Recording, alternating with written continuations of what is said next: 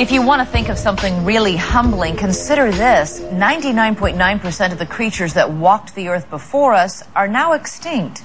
Some were bigger and more powerful than we are, so why did they disappear? The answer lies in number 4 on our countdown. Could their fate ultimately be ours?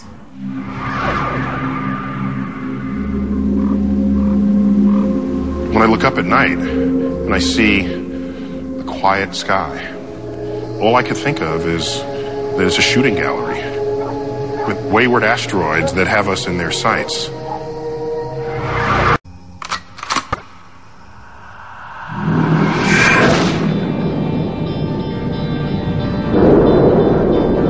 The average handgun fires a bullet at approximately 1,000 feet per second. The average asteroid travels more than 60 times faster. And when a large enough one of these cosmic cannonballs hits a planet, the effects are catastrophic. Look at the moon. Every night it comes out to remind us that on cosmic scales, the universe is violent. The universe can be catastrophic. There are tens of thousands of craters on the moon, and each was caused by an asteroid impact. Even more have collided with the Earth, but weather has softened the scars. We have a polite word for them. They're the near-Earth objects. But really, these are the things that can render us extinct.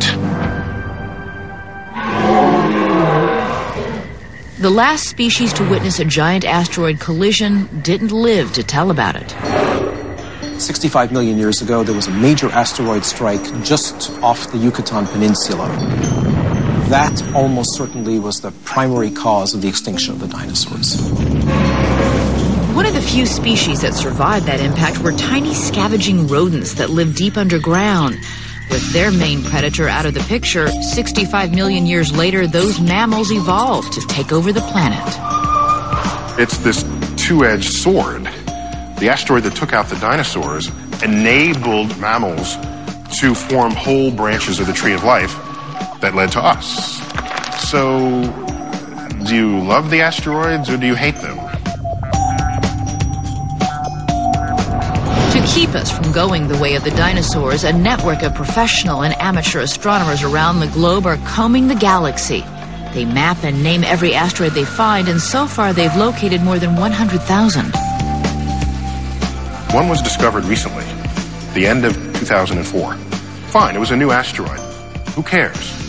Until you start plugging in the orbital parameters into your computer.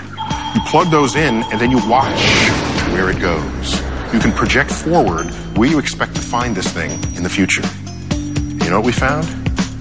This asteroid, on Friday the 13th, April 2029, will come close enough to Earth to dip below our communication satellites in orbit around Earth.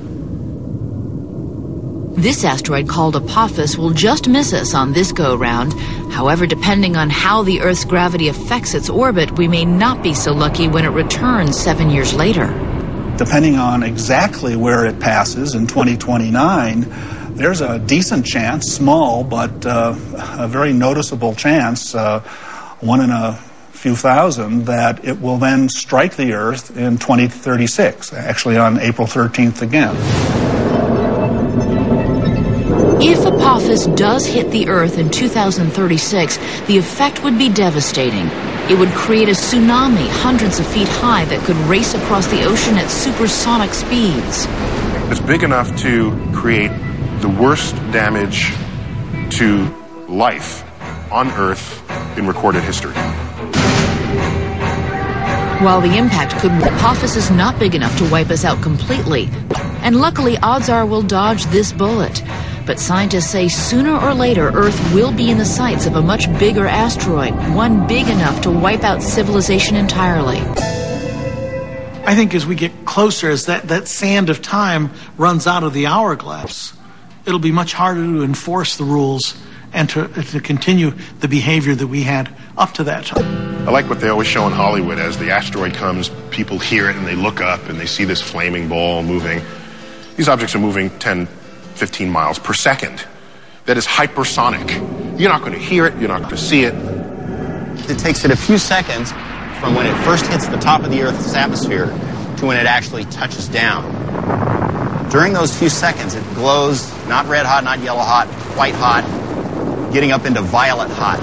And that is so hot that if you were anywhere on Earth in the big circle of maybe 1,000 miles diameter, where you could actually see this thing coming down, the heat and light coming off of it would just burn you to death immediately.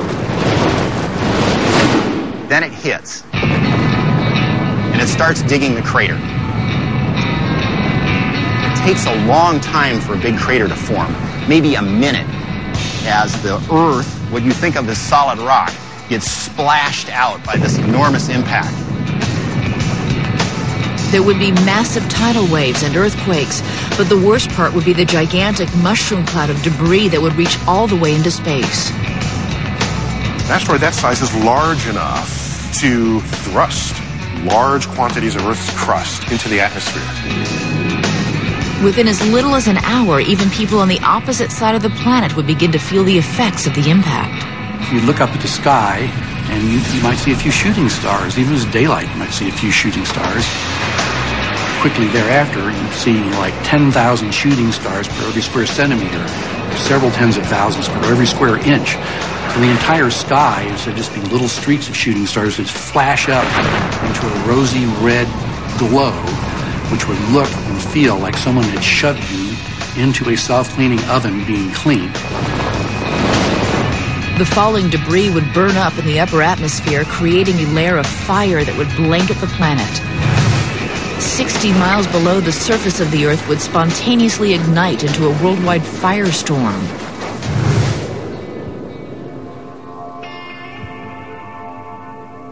If there were any survivors, they would emerge to find the planet pitch black, enveloped by a thick layer of ash in the atmosphere.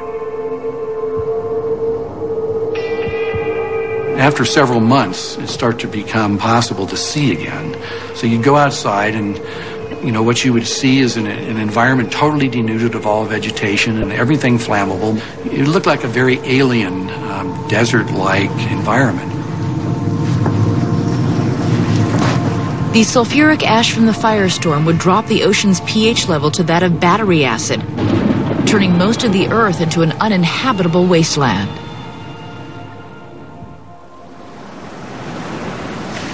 After thousands of years, the Earth would return to a state where it could once again support life as we know it. And while there are some creatures in existence today that may survive to see this new world, the most powerful, humans, would have likely vanished.